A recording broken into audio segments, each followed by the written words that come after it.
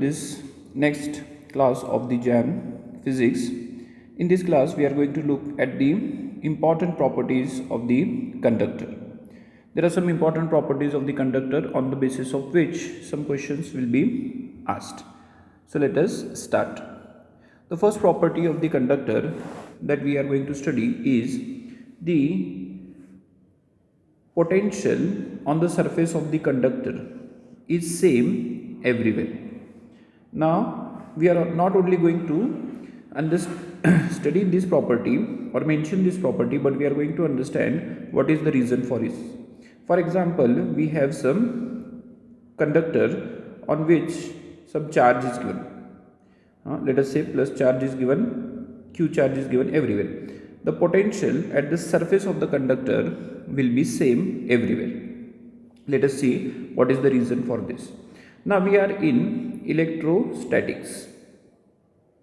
That means the charges are not moving. Therefore, we can say the current is zero. Now we can use the Ohm's law, which says potential difference is equal to I into R. Now if I is 0, that means potential difference is 0 on the surface. Potential difference is 0, that means V2 minus V1 is 0. That means V2 is equal to V1. V2 and V1 could be any points on the surface of the conductor. For any point on the surface of the conductor, we are going to get this condition. So the first property is that the potential on the surface of the conductor is going to be same everywhere if it has some charge. Second property is, we have heard about this property a lot of time, that the electric field, if a charge is given on the surface of the conductor, we know that the charges will always go on the surface of the conductor. The electric field inside will be equal to 0. This we have studied from second PUC onwards, so I'll not discuss more about this property. The third thing we have to understand is the electric field near the surface of the conductor will be sigma by epsilon naught n cap, and it will be perpendicular to the surface. That means if I take any conductor and give some charge on it, then the electric field on the surface will be always, first thing, it will be always perpendicular, and its value will be sigma by epsilon naught. That is why we are writing n cap. Now what is the reason for this? We know that E ds is equal to sigma by epsilon naught. Here we are talking about the surface of the conductor. So we have Q by epsilon naught. So E will be equal to, so magnitude E will be equal to sigma by epsilon naught. Now suppose if that means only perpendicular component will be there at this point, or at every point only perpendicular component will be there. This parallel component of the electric field will be 0. Why it will be 0? Because suppose it is not equal to 0. Then from this point to, let us say, some other point, let us call this A and B, I could calculate the E dot dl, taking the parallel component E dot dl, which would give me some value. But this E dot dl is also equal to potential difference, as we have studied in the potential concept. We know this is equal to 0, therefore this E parallel will be equal to 0. Dl cannot be 0 because we have taken some length, therefore this parallel component has to be 0. If parallel component is not equal to 0, then again potential difference will be not equal to 0, but that is not the case. Potential difference is 0, therefore the parallel component is 0. That means only perpendicular component exists at each and every point of the surface, and its value is sigma by epsilon naught. Okay, let us see the next property. If we give some charge in the interior of the conductor, if we give this plus q charge in the interior of the conductor, we know that this charge will come on the surface. Now, why is that case? Suppose we know that inside the conductor the electric field is 0. So if we apply again the Gauss law inside the conductor, E dot ds, which is equal to q by epsilon naught, or we can write E is equal to sigma by epsilon naught. This is a closed surface. Now electric field inside is 0, so charge density will be also equal to 0. Charge density also will be equal to 0. So whatever charge is there, it will exist only on the surface. And even if we put a charge inside, it will go on the surface in a very short time, somewhat like 10 raised to minus 16 seconds. So there will be no charge density inside the conductor, or there will be no charges inside the conductor. We are talking about electrostatic condition. Then the next point is, if we put some charge on the surface, it will be distributed by this relation, that is sigma is inversely proportional to r. The smaller the r, the larger will be the charge distribution. The larger the r, the smaller will be the charge distribution. Let us try to understand this. Suppose I take any surface. On this surface, suppose I have given some charge plus q.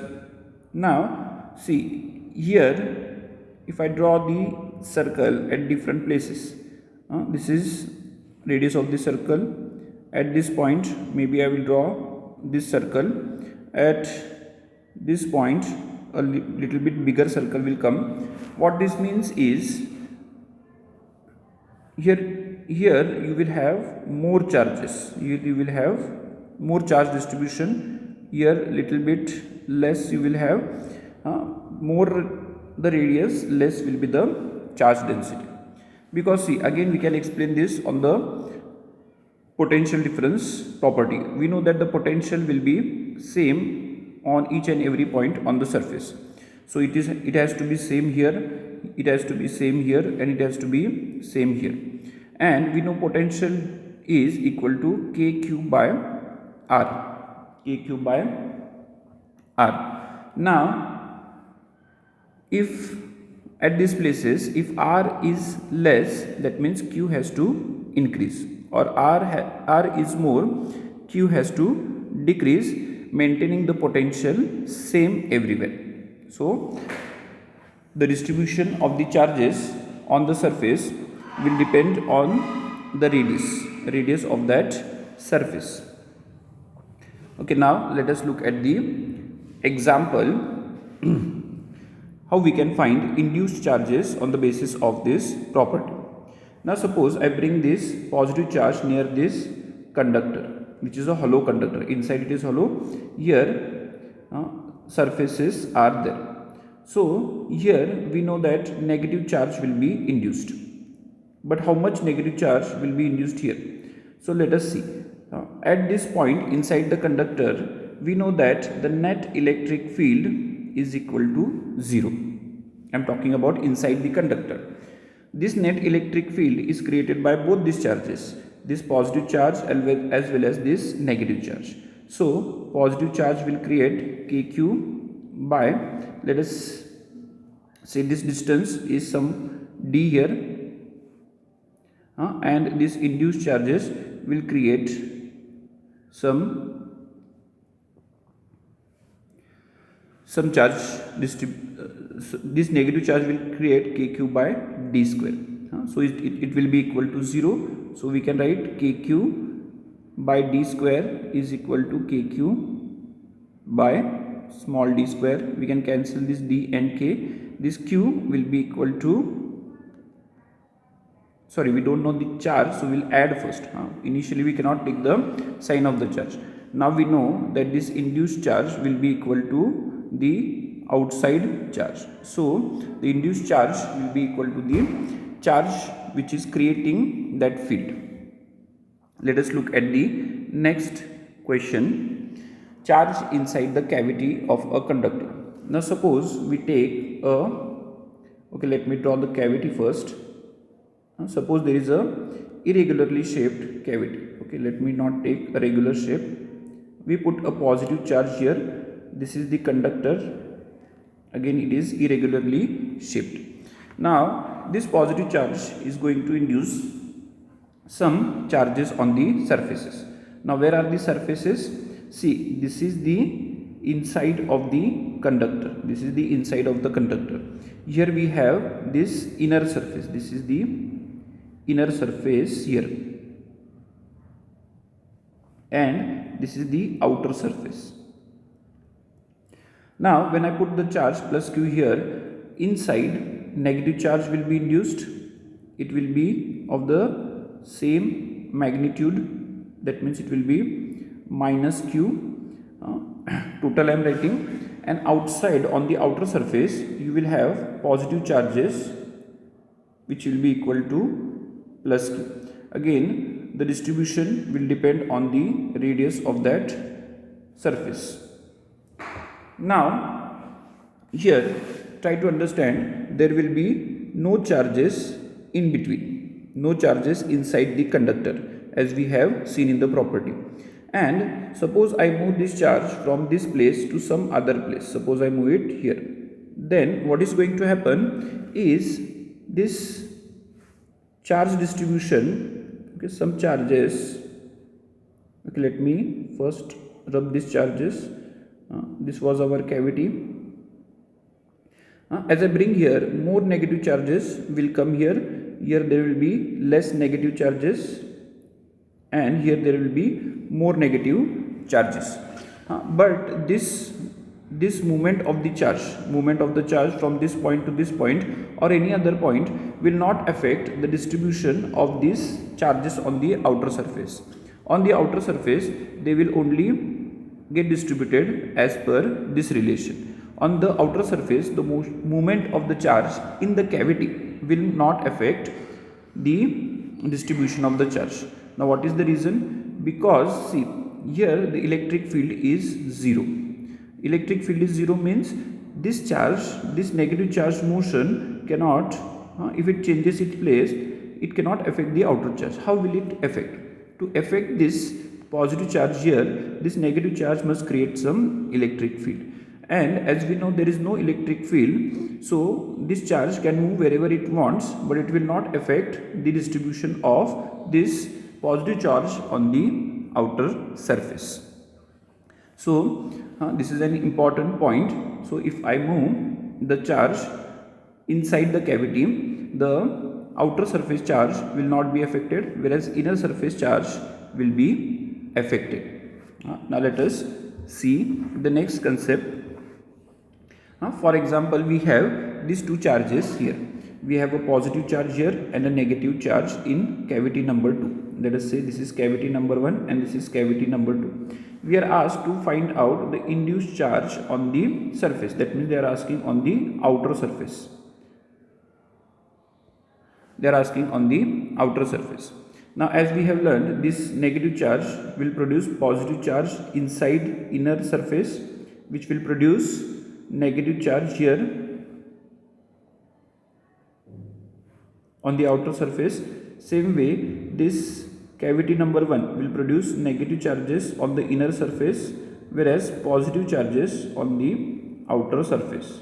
Now in the example they have given that this plus q and minus q are same. So the net charge on the outer surface, will be q plus and minus q. So the net charge will be 0. Net charge will be 0 if they are of same magnitude. Otherwise, whichever charge is more, that will create the density of the charges on the outer surface. So now let us look at, first let us calculate the electric fields in the different regions, because this will help us solve lot of problems. Now which regions are we considering? This is the first region here inside the cavity. Again we have the same situation. There is a charge inside this cavity. Second is the in between region, this is the inside the conductor, and 3 is the outside the conductor. Okay, now we know that here negative charge will be induced on the inner surface and positive charge plus q will be induced on the outer surface.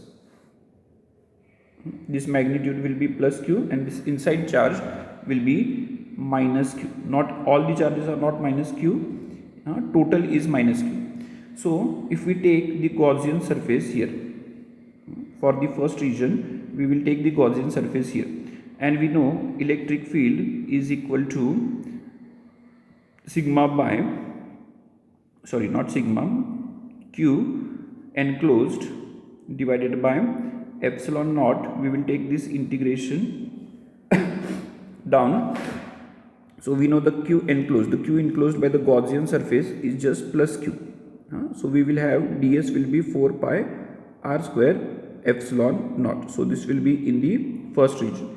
In the second region we don't need to calculate anything. We know that the electric field is 0. Even if you take the Gaussian surface in the second region, the total charge enclosed you will find is 0. The net charge will be equal to 0.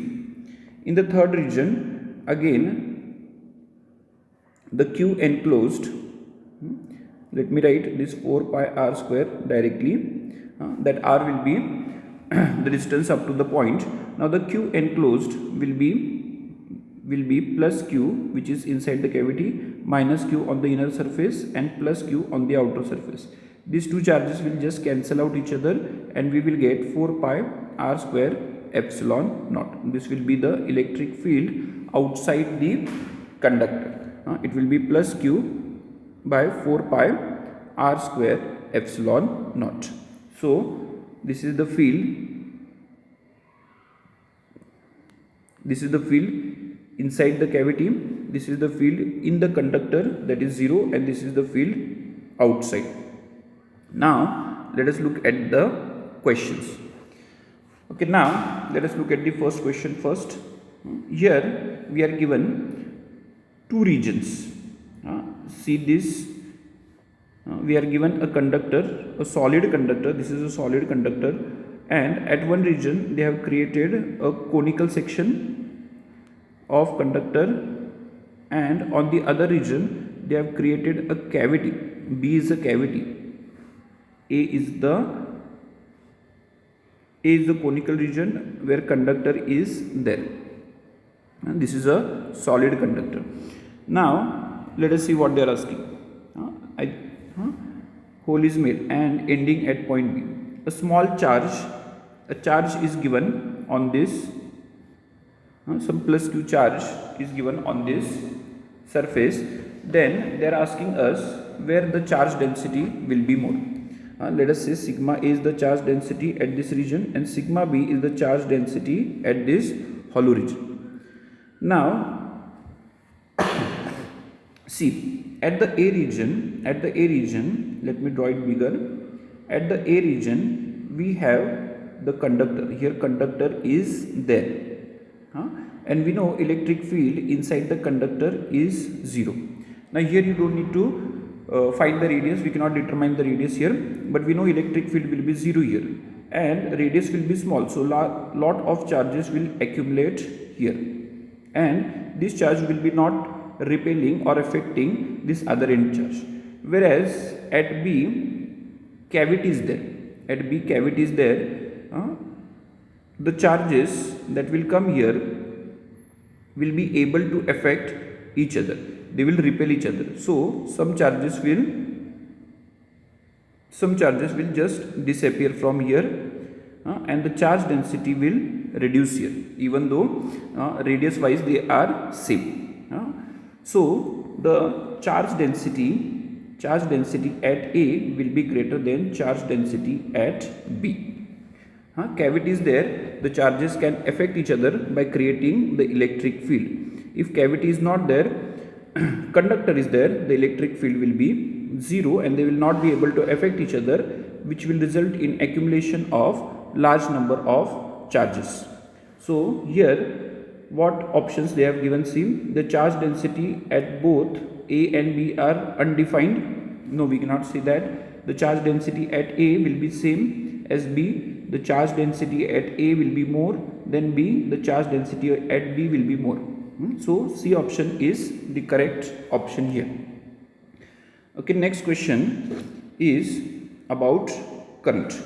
A steady current in a straight conducting wire produces a surface charge on it. So we have a conductor. Let us draw it like this. This will be a conductor in which a steady current is flowing. It will induce some charges on the inner surface and it will induce some positive charge on the outer surface. We are assuming positive charge is moving. They have said steady current. So when the current is steady, the number of charges that are passing through a cross section, the number of charges that are passing through a cross section will be constant. That is when current will become steady. They are saying current is constant, and we know current is Q divided by T. Current is constant, that means Q is also same. So let us assume that a plus Q charge exists here all the time. Now they are asking us where the electric field will be more, just inside the wire or just outside the wire. Now if we take just inside the wire, that means we are in this region. Now in this region we know there is no electric field. There is no electric field. And if we take just outside, this will be this region. Here electric field will be there. This will be E out and this will be E in. So from here only we can tell E out will be greater than E in. Let us see what options they have given. A option is E out is greater than E in. Next option is E out is always smaller than E in. Other options are there, but we know that the first option is right. E out is always greater than E in. So based on these properties, many questions can come which you will have to solve. And we have seen that there are 5 properties. Okay, now let us look at the next point. I think so we have completed this, calculating the electric field in different regions. Okay, the next point is charge distribution. Charge distribution on parallel plate conductors. Now suppose we have these parallel plate conductors. We give some charge Q1 to this plate and charge Q2 to this plate. Okay, now here these charges, let us assume both are positive charges. Here the charges are going to distribute. Let us say here some charges will distribute, here less charges will distribute, because this side will be there which will be repelling. So here less charges will be there, here maybe more charges will be there. Let us give them some number. Let us say this is Q1, this is Q2, on this end it is Q3, and this end we have Q4. So we have to understand, or we want to calculate how this charge distribution take place. For that, what we are going to do is we are going to consider a point P inside the conductor. This is inside region of the conductor, and point Q in this conductor. Okay, at point P, if you consider, let me draw it a little bit bigger. This point P is there. Here Q1 charge is there, we know it is positive. It will repel this, it will produce an electric field which is in this direction. Whereas this Q2, where it is here, it will produce an electric field in this direction. And Q3 and Q4 are also positive, so they will be also repelling in this direction. So what do we have? At point P,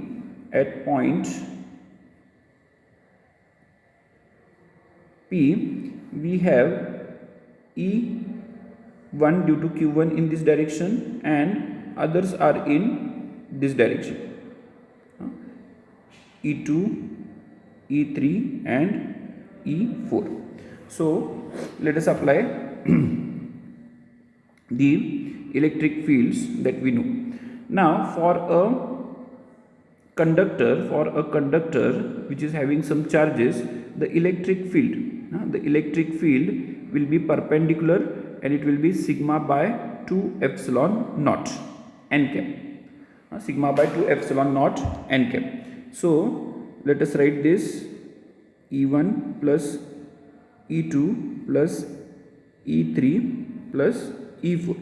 Now we know total of this will be 0 because we are talking about a point inside the conductor.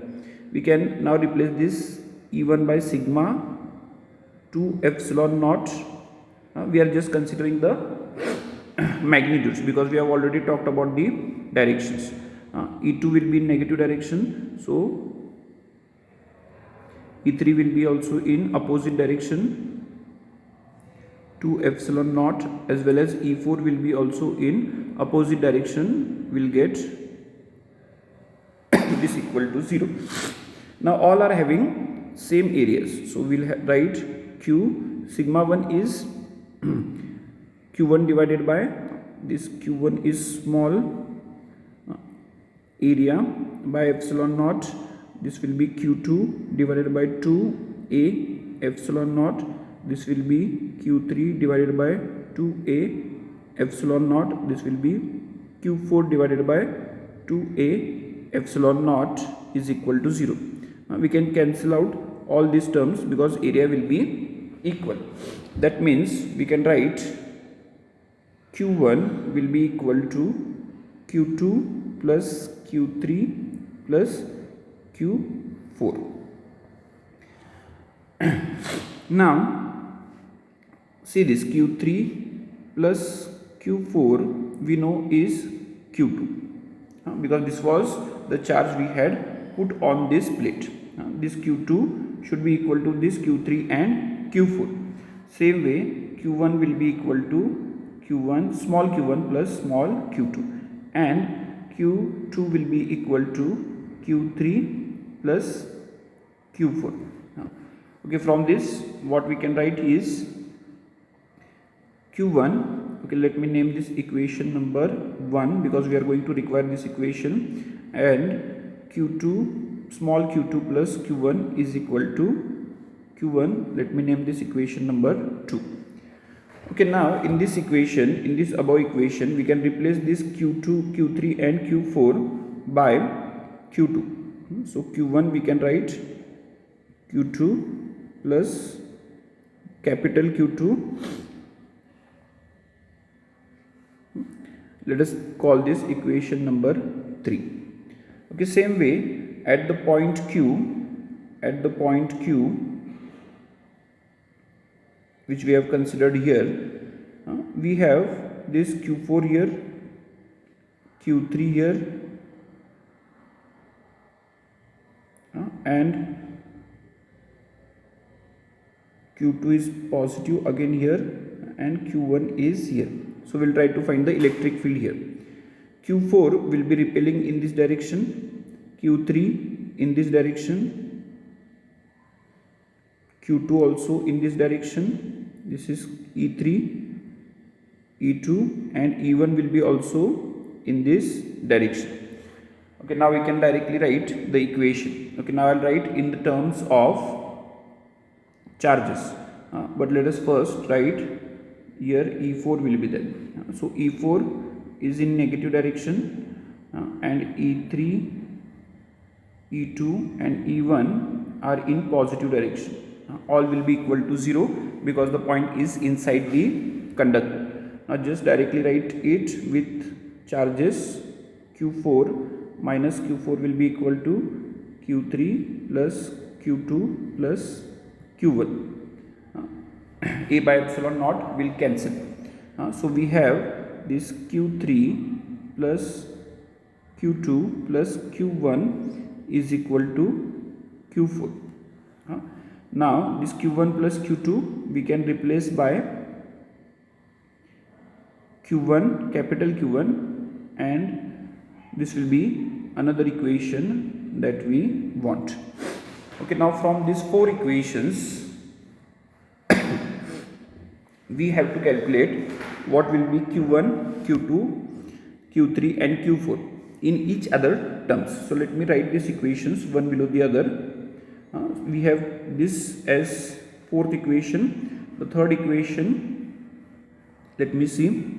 Third equation is Q1 is equal to Q2 plus Q2, capital Q2.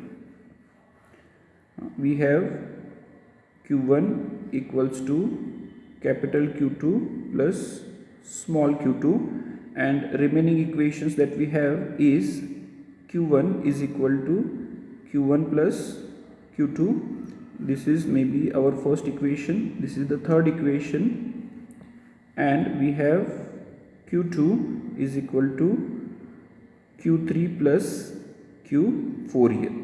So these are all the equations that we have found.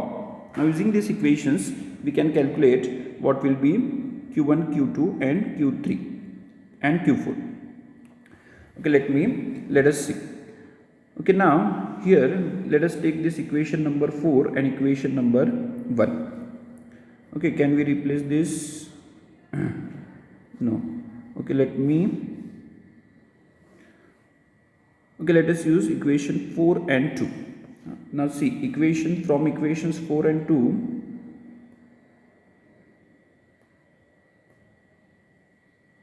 Okay, what we'll try to do is we'll try to replace this Q4 in this second equation.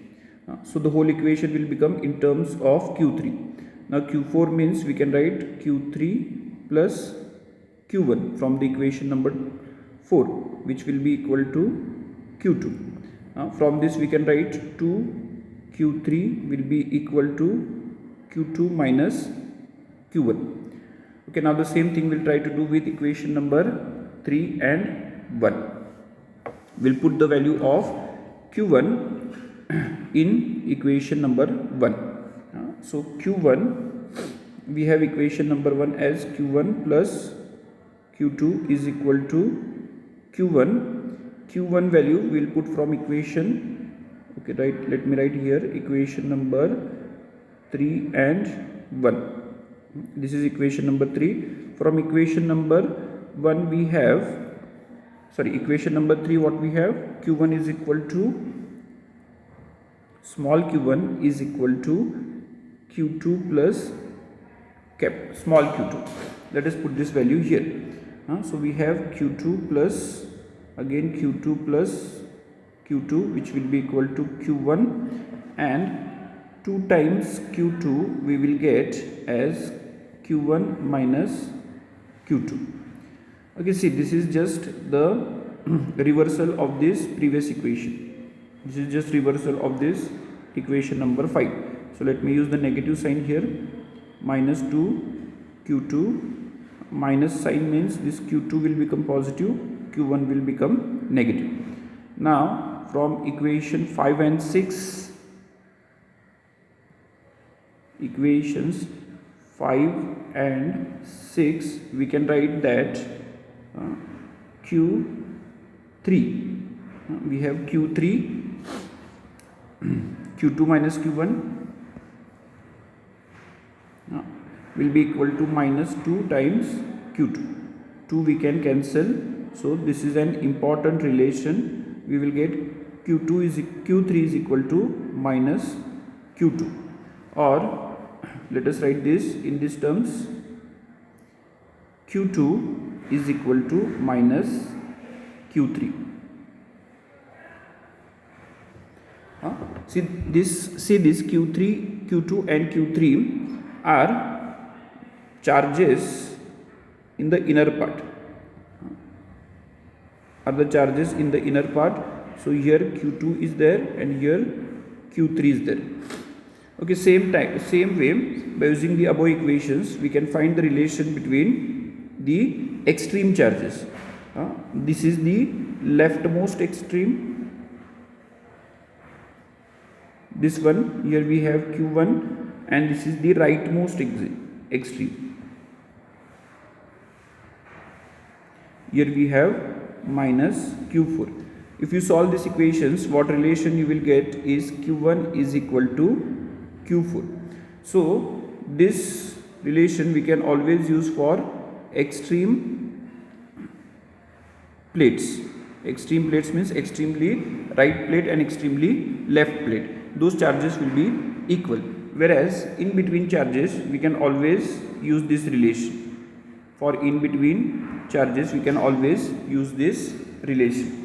For example, if you are given more than two plates, let us say this is one plate, this is second plate, and this is third plate.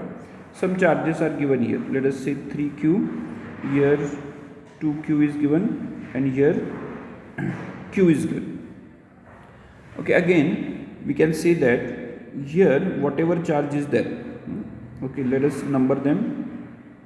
q3, this will be q4, and this will be q5 and q6.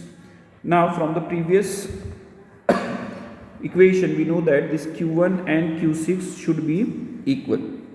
q1 will be equal to q6, and this side we can just write minus q2. We'll try to reduce the number of charges. This q3 will be equal to minus q2. Again in between condition, this q4 we don't know, so but here we can write minus q4, and q1 we can replace here by q1. Okay, now we can find the charges in terms of what is given. Now we can find in terms of what is given. This q1 plus q2 will be equal to q. This will not change because we have given this plus q charge here, and this minus q2 plus q4 will be equal to 2q. And for the third plate we can write minus q4 plus q1 is equal to 3q. So we can solve these equations. If we just add this, q2 will get cancelled. We will get equation between q1 plus q4 will be equal to 3q. We are adding this, we are not subtracting this. So I can write the value of, let us say, q4 as 3q minus q1. Put this value in this equation. q4 will be minus 3q, because here minus q4 is there, minus 3q plus q1. Again we have plus q1 here, and this will be 3q. So 2 times q1 we can write as 6q. That means q1 will be equal to 3q. q1 will be equal to 3q, as well as from the relation we know q4 will be also equal to 3q. Now these values we can put in some equation. In this equation, q1 plus q2 is equal to q. q1 we know is 3q plus q2 is equal to q. So q2 will be equal to minus 2q. So q2 we know is minus 2q. From this easily we can find q3. q3 will be plus 2q. q3 will be plus 2q. Now let us see who is left.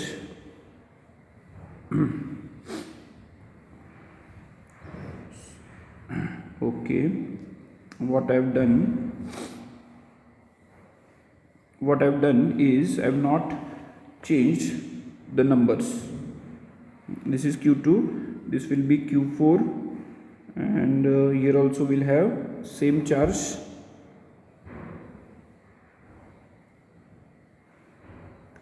Okay, we have got q3, we have got q4. Okay, no, q4. For q4 we cannot, we have already utilized the relation, so we cannot write this relation. We cannot write this relation. Here also we cannot write this relation. We have already used this relation, so we cannot use this again. So q1 value I have put it here, that is right. You will get q2 is equal to minus 2q. Now let us put it in this equation that we have got. We will get value of q4. So q1, which will be equal to 3q plus Q4 is equal to 3Q, that means Q4 it will be 0. There will be no charges there. There will be no charges there. So let us see. We have got Q1, which is here both, and Q2 and Q4. Q4 is nothing, 0. So this will be the charge distribution on these plates. So you can apply the theorem for n number of plates. You will have to remember that the leftmost right extreme and the rightmost extreme will be equal, whereas in the in between charges will have opposite magnitude. The last point in this conductor is grounding of the spherical shell. Grounding of the spherical shell. This part we have already covered in one of our lectures. If I put a charge Q here, then a plus Q charge, if it is not grounded, a plus Q charge will be there here. But if we ground this, negative charges will come from here and neutralize this. So the potential here will be 0. By using this potential, we can find out what is the charges here. It may or may not be 0. It may or may not be 0. We have already solved a problem including two concentric spheres with a charge plus Q. This inside part was grounded, and we have found out what will be the charges induced on this region as well as this region. So we finish these conductors here. In these conductors, the important things are the properties of the conductors, which you can apply in various problems, as well as the condition of a charge inside a conductor and the distribution of charges on parallel plate conductors. Thank you.